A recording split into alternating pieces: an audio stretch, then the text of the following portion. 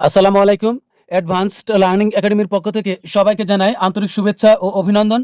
সুপ্রিয় সপ্তম শ্রেণীর শিক্ষার্থীরা, আজ সমাধান করব তোমাদের গণিত বইয়ের অনুশীলনী ৭.৩ অর্থাৎ সরল সমীকরণ এই অধ্যায়ের সংক্ষিপ্ত উত্তর প্রশ্ন ৫।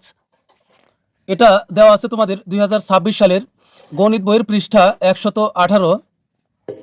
সংক্ষিপ্ত উত্তর প্রশ্ন ৫। এখানে ক থেকে ঘ পর্যন্ত 4টি প্রশ্ন আছে। তো আজ আমরা এই 4টি অঙ্কই সমাধান করব।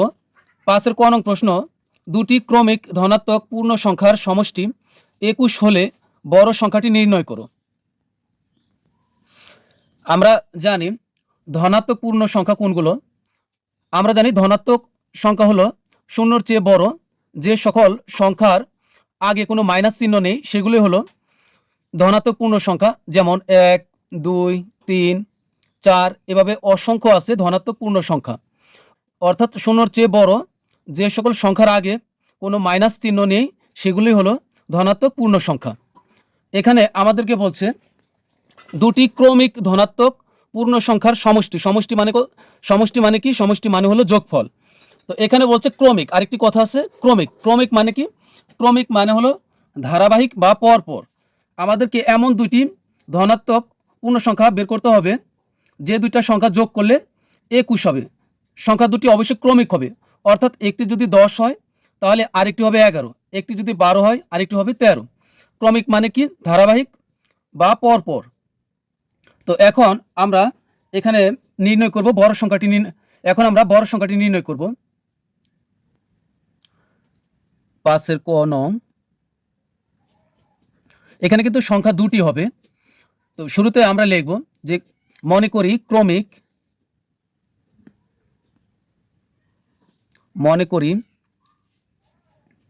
ক্রমিক ধনাত্মক ছোট সংখ্যাটি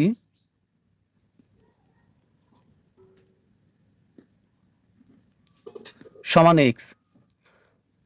যদি ছোট সংখ্যাটি x হয় তাহলে বড় সংখ্যাটি অবশ্যই x প্লাস 1 হবে। তো লিখব অতএব ক্রমিক ধনাত্মক বড় সংখ্যাটি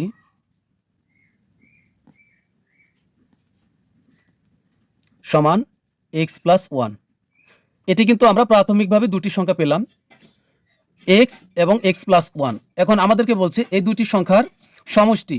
সমষ্টি মানে হলো যোগফল। যোগফল হলো 21। তাহলে আমরা লিখব প্রশ্ন মতে, তুমি চাইলে শর্ত মতেও লিখতে পারবে। প্রশ্ন মতে এই x প্লাস 1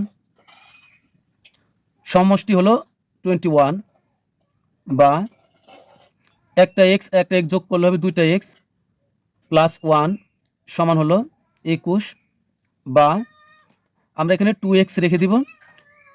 ওই পাশে আছে 21 প্লাস 1 আমরা ওই পাশে পাঠিয়ে দিলে হয়ে যাবে -1। কারণ সমানের বাম দিক থেকে প্লাস চিহ্ন যুক্ত কোনো সংখ্যা ওই পাশে গেলে মাইনাস হবে। বা 2x 21 থেকে 1 বিয়োগ করলে হবে 20। এবার এখানে দেখো 2x, x এর সাথে 2 এর সম্পর্ক কি? গুণের সম্পর্ক। গুণের কোনো সংখ্যা যদি আমরা সমানের ওই পাশে পাঠাই তাহলে ভাগ হবে, অর্থাৎ নিচে চলে যাবে। এখানে আমরা x এর মান বের করব। x রেখে দিলাম, তাহলে সমানের ওই পাশে আছে 20। এ 2 ভাগ হয়ে গেল, অর্থাৎ নিচে চলে গেল। এ 2 দ্বারা 20কে ভাগ করলে হবে 10। সুতরাং x সমান হবে 10। তুমি চাইলে এখানে 2 দ্বারা 20কে কাটতেও পারো, না কাটলে সমস্যা নেই। x সমান আমরা কি ধরেছিলাম? x সমান ধরেছিলাম ছোট সংখ্যাটি x। আমাদেরকে কিন্তু বলেছে বড় সংখ্যাটি নির্ণয় করতে। তাহলে আমরা ছোট সংখ্যা নির্ণয় করব না, শুধু বড় সংখ্যাটি নির্ণয় করব। তো লিখব সুতরাং বড় সংখ্যাটি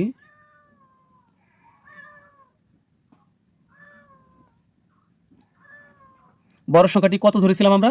এই যে x প্লাস 1। এখানে মান বসায়, x এর মান হলো 10 আর যোগ 1 সমান হলো 11। দেখো এই যে ছোট সংখ্যা কিন্তু বের হয়েছে 10 আর বড় সংখ্যা হলো 11। মানে কি? ধারাবাহিকভাবে 10-এর পরেই কিন্তু 11। তাহলে এই 10 আর 11 যোগ করলে কিন্তু এই 10 আর 11 যোগ করলে কিন্তু 21 হবে। তো এটি হলো আমাদের নির্ণয়ে ক্রমিক বড় সংখ্যাটি। তাহলে লিখব সুতরাং নির্ণয়ে বড় সংখ্যাটি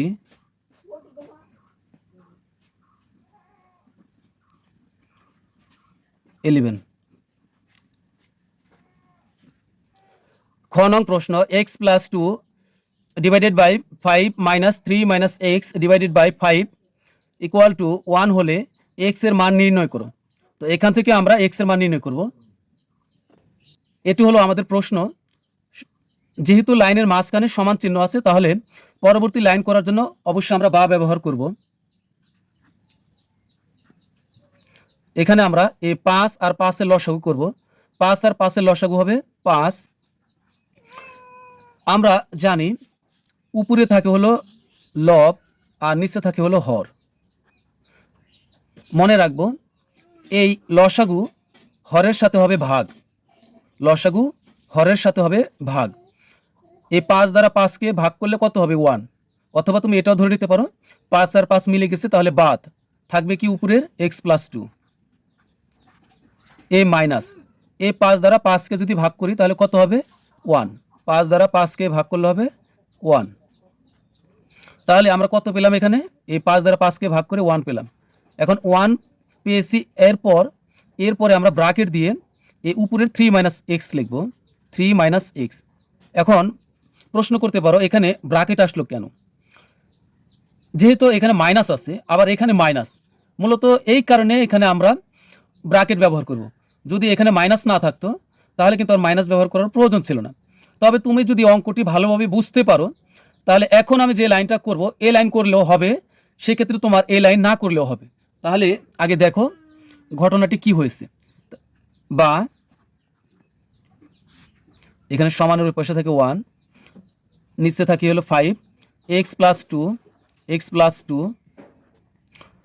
এখন এই মাইনাস 1 দ্বারা 3কে গুণ করলে হবে 3 একে 3, আর মাইনাস দ্বারা 3কে গুণ করলে হবে মাইনাস 3। মাইনাস আর মাইনাস গুণ করলে হবে প্লাস এক্স এর এক্স সমান হলো 1। এখন তুমি যদি চাও যে তুমি এই লাইন করবে তাহলে কিভাবে করবে, এই 5 দ্বারা এই 5কে ভাগ করলে 5 5 মিলে গেছে, বাদ থাকবে এক্স প্লাস 2, এই এক্স প্লাস 2। এখন এই 5 আর এই 5 মিলে গেছে, বাদ, তাহলে থাকবে উপরে 3 মাইনাস এক্স। কিন্তু এখন এই মাইনাস দ্বারা তোমাকে এই দুইটাকে গুণ করতে হবে। এই মাইনাস দ্বারা 3কে গুণ করলে হবে মাইনাস 3, মাইনাস আর মাইনাস গুণ করলে হবে প্লাস এক্স এর এক্স। তুমি যদি এই লাইন করো আর এই লাইন বাদ দিয়ে দাও তাও কিন্তু হবে। এখন বা এই একটা এক্স আর এই একটা এক্স যোগ করলে হবে 2টি এক্স। 3-এর থেকে 2 বিয়োগ করব, এটা প্লাস 2, এটা মাইনাস 3। দুই ধরনের চিহ্ন হলে কমে যাবে, যেহেতু দুই ধরনের চিহ্ন তাহলে আমরা বিয়োগ করব। 3 থেকে 2 বিয়োগ করলে হবে 1, কিন্তু 3 হলো বড়, তাই 3-এর যে চিহ্ন এই চিহ্নটা এখানে বসাইতে হবে। 3 থেকে 1 বিয়োগ করলে হবে, 3 থেকে 2 বিয়োগ করলে হবে 1, 3 বড়, তাই 3-এর চিহ্ন এখানে ব্যবহার করব। তো এখানে হবে -1, আর নিচে থাকে হলো 5 সমান এ পাশে থাকে 1। এখন মনে রাখবো এই পাশের কোনো সংখ্যা, এ পাশে যে সংখ্যা নিচে থাকবে ওই সংখ্যা যদি তুমি সমানের ওই পাশে পাঠাও তাহলে ওই পাশের সংখ্যার সাথে গিয়ে গুণ হবে। তো এখানে আমরা 2x মাইনাস 1 এটা রেখে দিলাম, 2x মাইনাস 1 রেখে দিলাম। এই 1 কিন্তু উপরে, 5 হলো নিচে, এই 5 ওই পাশে গিয়ে 1-এর সাথে গুণ হবে। তুমি চাইলে একবারে 5 একে 5 লিখলে হবে, অথবা তুমি 5 গুণন 1 এটাও লিখতে পারো। বা 2x মাইনাস 1 সমান হলো 5, 5 আর 1 গুণ করলে 5, বা 2x সমান হলো 5, এই পাশের -1 ওই পাশে নিয়ে গেলে হয়ে যাবে +1, বা 2x সমান হবে 5 আর 1 যোগ করলে 6, 2x এর সাথে গুণ অবস্থা আছে, তাহলে 2 আমরা ওই পাশে পাঠিয়ে দিলে ভাগ হবে, যেহেতু 2 গুণ আকারে আছে। বা x সমান হবে 6 ভাগ 2, এই 2 দ্বারা 6কে ভাগ করলে হবে 3, সুতরাং x সমান হলো 3। যেহেতু বলছে x এর মান নির্ণয় করতে, তো এখানে আমরা অ্যান্সার লিখলে হবে। এরপর আমরা সমাধান করব হলো 5-এর গ নং প্রশ্ন। গ নং প্রশ্ন, কন্যার বয়স মাতার বয়সের 1/3 এবং দুজনের মোট বয়স 48 বছর হলে মাতার বয়স নির্ণয় করো। অর্থাৎ কন্যার বয়স মাতার বয়সের 1/3, অর্থাৎ এখানে মায়ের বয়স যা হবে কন্যার বয়স হবে তার 3 ভাগের 1 ভাগ, এটি হলো 1/3। এবং মাতা আর কন্যার বয়স যোগ করলে হবে 48 বছর। তাহলে মাতার বয়স নির্ণয় করো। তো এখানে আমরা ধরে নিব যে মনে করি মাতার বয়স এক্স বছর। যেহেতু মাতার বয়স আমাদেরকে নির্ণয় করতে বলেছে, তো অজানা কোনো কিছুর উত্তর বা মান বের করার জন্য ধরে নিতে হয় একটি চলক। তো আমরা ধরে নিব, মনে করি মাতার বয়স এক্স বছর। 5 গণ মনে করি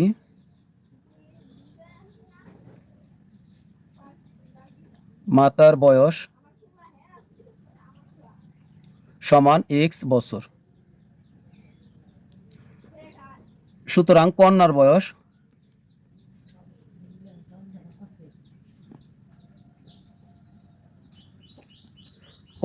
হবে কত?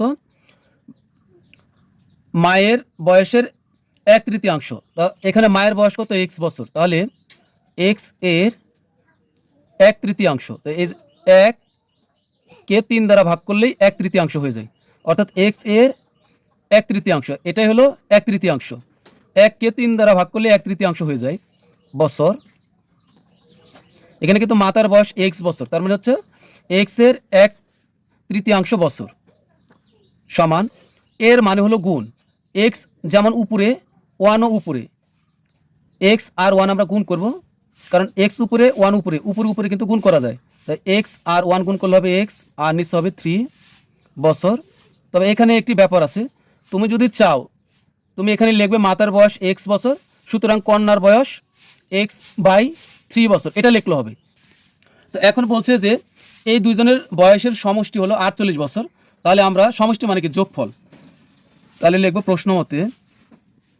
প্রশ্ন মতে মাতার বয়স এক্স বছর যোগ কন্যার বয়স x/3 বছর সমান হবে 48। তো এখানে আমরা বা দিয়ে করব, যেহেতু লাইনের মাঝখানে সমান চিহ্ন আছে, বা এখানে 3 হবে লসাগু। কোনো সংখ্যা বা অক্ষর যদি একা একা অবস্থান করে তাহলে তার সাথে এই লসাগু গুণ হবে। এক্স একা একা অবস্থান করতেছে, তাহলে এই 3x এর সাথে গুণ হবে, তাহলে হবে 3x। এই প্লাসের প্লাস, 3 আর 3 ভাগ করব, 3 আর 3 মিলে গেছে, বাদ থাকবে হলো এই x সমান হলো 48। 3x আর 1x, 3টা x আর একটা x যোগ করলে হবে 4টি x, নিচে হবে 3 সমান হবে 48। এখানে দেখো 3 নিচে আছে, তাহলে ওই পাশে পাঠাইলে 48-এর সাথে গুণ হবে, বা নিচের কোনো সংখ্যা আমরা যদি ওই পাশে পাঠাই তাহলে তার সাথে গুণ হবে। তো এখানে আমরা 4x রেখে দিলাম, 3 ওই পাশে গেলে 48-এর সাথে গুণ হবে, বা 3 8 24, 24 4 হাত থেকে 2, 3 4 12, 13 14, তাহলে এখানে হবে 144, বা 4x রেখে দিলাম, না এখানে আমরা x রেখে দিই, আর তাহলে 4 ওই পাশে গেলে ভাগ হয়ে যাবে, 4 দ্বারা 14কে কাটলে এখানে 4 দ্বারা যাবে হলো 14-এর ভিতরে কয়বার? 3 বার, 3 4 12, হাতে থেকে 3 4 12, কিন্তু এখানে আছে 14, 2 শর্ট পরে, তাহলে এই 2 4-এর আগে বসালে হবে 24, 4 দ্বারা 24কে ভাগ করলে হবে 4 6 24, তার মানে হচ্ছে 36। সুতরাং x সমান হবে 36। x কার বয়স ধরেছিলাম? মাতার বয়স, এটাই আমাদের বের করতে বলেছিল। তো লিখব অতএব নির্ণয়ে মাতার বয়স নির্ণয় করতে বলছে, অতএব নির্ণয়ে মাতার বয়স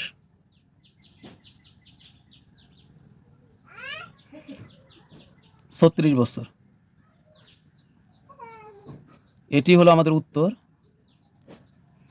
ঘ নং প্রশ্ন, একটি পুকুরের পরিসীমা 34 মিটার, এর প্রস্থ দৈর্ঘ্য অপেক্ষা 7 মিটার কম হলে প্রস্থ নির্ণয় করো। অর্থাৎ এখানে একটি পুকুরের পরিসীমা হলো 34 মিটার আর এর প্রস্থ হলো দৈর্ঘ্য অপেক্ষা 7 মিটার কম, তাহলে প্রস্থ কত এটা নির্ণয় করতে বলা হয়েছে। তো এখানে সরাসরি কিন্তু প্রস্থ অথবা দৈর্ঘ্য কোনোটি উল্লেখ নাই, সরাসরি শুধুমাত্র এতটুকু উল্লেখ আছে, প্রস্থটি হবে দৈর্ঘ্যের চেয়ে 7 মিটার কম। তো এখানে আমরা প্রথমে ধরে নেব যে মনে করি পুকুরের দৈর্ঘ্য x মিটার, তাহলে পুকুরের প্রস্থ কত হবে? x - 7 metre. তবে এখানে সর্বপ্রথমে একটি বিষয় দেওয়া আছে, এটি আগে লিখব যে দেওয়া আছে পুকুরের পরিসীমা 34 মিটার দেওয়া আছে।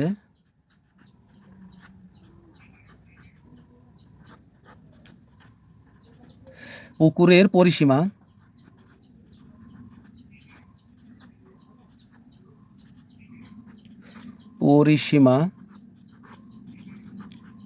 সমান 34 মিটার। এখন আমরা ধরে নিব যে পুকুরের দৈর্ঘ্য x মিটার, মনে করি পুকুরের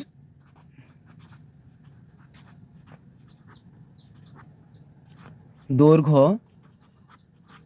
সমান x মিটার। পুকুরের প্রস্থ হলো দৈর্ঘ্য অপেক্ষা 7 মিটার কম। কম কথাটি উল্লেখ থাকলে তোমরা বিয়োগ করবে, আর বেশি কথা উল্লেখ থাকলে তোমরা যোগ করবে। তাহলে সুতরাং পুকুরের প্রস্থ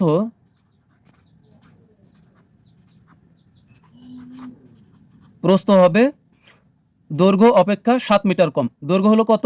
x। এইটার থেকে আমরা 7 বিয়োগ করব, যেহেতু কম এই কথাটি উল্লেখ আছে। x - 7 মিটার, এটা হলো প্রস্থ। তো এখন আমরা লিখব যে সুতরাং পুকুরের পরিসীমা কেন লিখব এই কথাটি তোমাদেরকে বলি। কোনো অঙ্কে তুমি যদি দেখো যে পরিসীমা উল্লেখ আছে সংখ্যায়, তাহলে সেই অঙ্কে তুমি আরও একটি পরিসীমা বের করবে। যদি দেখো কোনো অঙ্কে ক্ষেত্রফল দেওয়া আছে সংখ্যায়, তাহলে তুমি আরও একটি ক্ষেত্রফল বের করবে। এটি হলো অঙ্কের নিয়ম। যেহেতু এখানে পরিসীমা আছে 34 মিটার, এই 34 মিটারকে কাজে লাগানোর জন্য আমরা আরও একটি পরিসীমা বের করব। আর পরিসীমার সূত্র কি? 2 গুণন দৈর্ঘ্য যোগ প্রস্থ। তাহলে এখন লিখব অতএব পুকুরের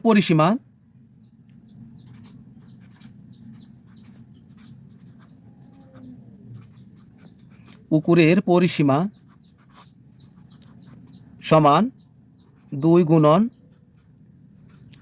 দৈর্ঘ্য যোগ প্রস্থ। তবে এটা অবশ্যই ব্র্যাকেটে থাকবে। এখানে কিন্তু গুণ চিহ্ন দেওয়া বাধ্যতামূলক নয়, এখানে গুণ না দিলে হবে, এই ব্র্যাকেট মানেই গুণ। আবার তুমি যদি দাও তাহলে কিন্তু কোনো সমস্যা নেই। এখন এই 2 এর 2 গুণ দৈর্ঘ্য কত? দৈর্ঘ্য হলো x মিটার, তাহলে x এর দৈর্ঘ্য x যোগের যোগ প্রস্থ কত? x - 7। x - 7 এখানে কিন্তু মিটার হবে, পরিসীমা হলে মিটার হয়, আর ক্ষেত্রফল হলে বর্গমিটার হয়। 2 একটা x যোগ করলে 2টি x - 7 মিটার সমান এ 2 থাকলো না। এখন আমরা কাজ করতে পারি, 2 এর সাথে আমরা এই 2x গুণ করে দিব, তাহলে হবে 2 দুগুণ 4x, আর এটা কিন্তু হচ্ছে মাইনাস, তাহলে এখানে হবে মাইনাস 7 দুগুণ হবে 14 মিটার। দেখো এখানে আমরা পেলাম একটি পরিসীমা। আবার বইয়ে প্রশ্নে দেখো আরও একটি পরিসীমা আছে 34 মিটার। তো কোনো অঙ্কে তুমি যখন দেখবে একই জিনিস দুইটা আছে, তাহলে সেটি কিভাবে লিখবে? সেটি প্রশ্ন মতে লেখে যে দুইটা জিনিস এক, ওই দুইটা জিনিসের একটি লিখবে হাতের বাম দিকে, আরেকটি লিখবে হাতের ডান দিকে। এখানে দেখো একটি পরিসীমা আছে, আবার প্রশ্নে বইয়ে আরও একটি পরিসীমা আছে। তাহলে আমরা প্রশ্ন মতে লিখে একটা পরিসীমা সমানের বাম দিকে লিখব, আর অপর আরেকটি পরিসীমা সমানের ডান দিকে লিখব। তাহলে লিখব প্রশ্ন মতে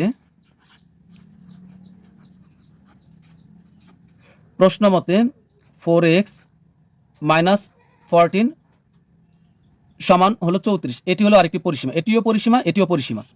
বা 4x আমরা রেখে দিলাম, আর এই পাশ থেকে আমরা -14 আমরা ওই পাশে নিয়ে যাব, এখানে হবে 34, আর আমরা এটা ওই পাশে নিয়ে গেলে হয়ে যাবে প্লাস। বা 4x সমান 4 4 8 আর 3 আর 1 4 48। বা 4 কিন্তু x এর সাথে গুণ অবস্থায়, তাহলে আমরা x রেখে দিলাম, ওই পাশে গেলে ভাগ হয়ে যাবে 48/4। 4 দ্বারা 48কে ভাগ করলে হবে 4 বারং 48, সুতরাং x সমান হলো 12। তুমি চাইলে এখানে কাটতেও পারো, আবার না কাটলে সমস্যা নেই। তো এখন এটা আমরা কি পেলাম? x সমান আমরা কি ধরেছিলাম? x সমান ধরেছিলাম পুকুরের দৈর্ঘ্য। তাহলে প্রস্থ কত হবে? প্রস্থ হবে এই x থেকে আমরা 7 বিয়োগ করব, আর প্রস্থ আমরা কত ধরেছিলাম? X minus 7 metre. তাহলে এখন লিখবো, আমাদেরকে কিন্তু বের করতে বলেছিল প্রস্থ কত, তো লিখবো অতএব পুকুরের প্রস্থ সমান এক্স মাইনাস 7 মিটার। এক্সের মান কত, এক্স হলো 12, এখানে বসাবো 12 আর মাইনাস 7-এর 7 মিটার। 12 থেকে 7 বিয়োগ করলে হবে 5 মিটার। এটি হলো প্রস্থ। তো এখানে আমরা উত্তর লিখে দিতে পারি।